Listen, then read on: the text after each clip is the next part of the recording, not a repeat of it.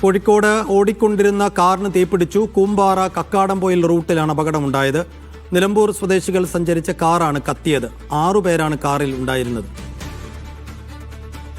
Sameer C Muhammad വിശദാംശങ്ങളുമായി. സമീർ, വലിയ അപകടമുണ്ടായിരിക്കുന്നു. അതിലുണ്ടായിരുന്ന ആളുകൾ വേഗത്തിൽ രക്ഷപ്പെട്ടുവെന്നത് ആശ്വാസകരമാണ്. എങ്ങനെയാണ് ഈ അപകടം സംഭവിച്ചത്?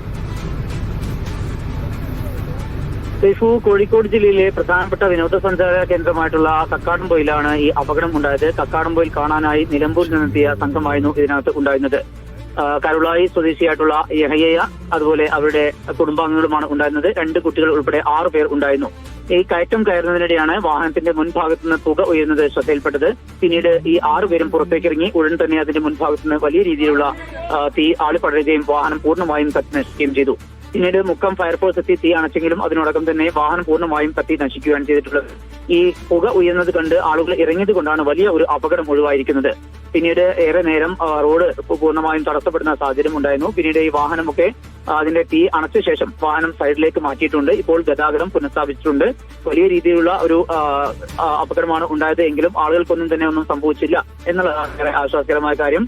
ആദ്യം തന്നെ അവർ പുക ശ്രദ്ധയിൽപ്പെട്ടതോടെ പുറത്തിറങ്ങിയത് കൊണ്ടാണ് വലിയൊരു അപകടം ഒഴിവായത്. ശരി സമയം.